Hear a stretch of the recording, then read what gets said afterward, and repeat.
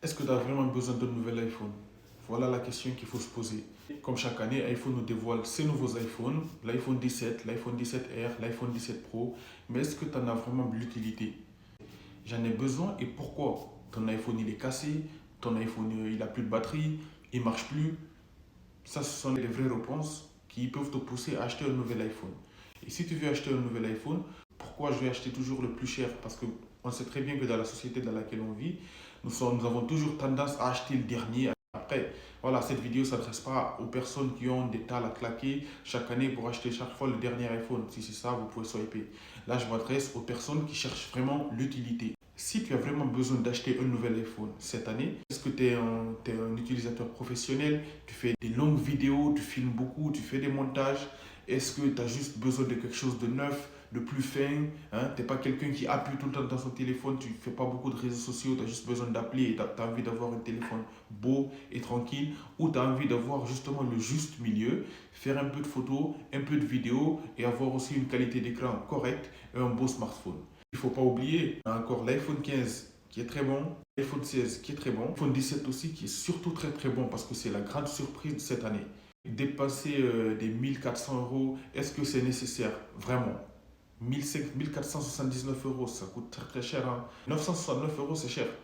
Alors, on observait les sorties des iPhones depuis l'iPhone 7, l'iPhone 8, ça coûtait 799 euros et on trouvait ça assez cher. Aujourd'hui, l'iPhone de base est proche des 1000 euros. On sait que l'iPhone 15, l'iPhone 16, ça fait vraiment de très bonnes vidéos. Si tu es quelqu'un qui prend des photos en pleine journée, en plein jour, qui fait des vidéos sur TikTok, etc., ça fait largement le taf. Pas besoin de passer chez les pros. Si tu sais que tu fais des montages, voilà, tu as besoin de téléobjectifs, voilà, de zoomer, de prendre beaucoup de photos en grand angle, tu veux la qualité, le top et tout. Mais ce qu'on appelle le top, c'est quoi? Un iPhone 16 Pro Max fait d'aussi bonnes photos qu'un iPhone 17 Pro Max. Pareil qu'un iPhone 15 Pro Max. Pareil qu'un iPhone 14 Pro Max. Ils font tous d'excellentes photos. Dans la réalité, c'est quoi? C'est que si on vous mettait en perspective 4 photos prises par l'iPhone 13 Pro Max, 14 Pro Max, 15 Pro Max et 17 Pro Max, vous ne pourrez pas dire ça, ça vient de 17 Pro Max, ça vient de... Vous ne pouvez pas le faire. Pourquoi? Parce que ce n'est qu'une question de goût. Un peu plus de lumière, un peu plus de couleur, un peu plus de ça, un peu plus de ça. Dans la réalité, aujourd'hui, on sait très bien qu'il y a des gens qui ont des iPhone 13 qui marchent parfaitement au quotidien. Voilà, posez-vous tout le temps les vraies questions. Aujourd'hui, on a la mise à jour iOS 26 qui est disponible jusqu'à l'iPhone 11, l'iPhone SE.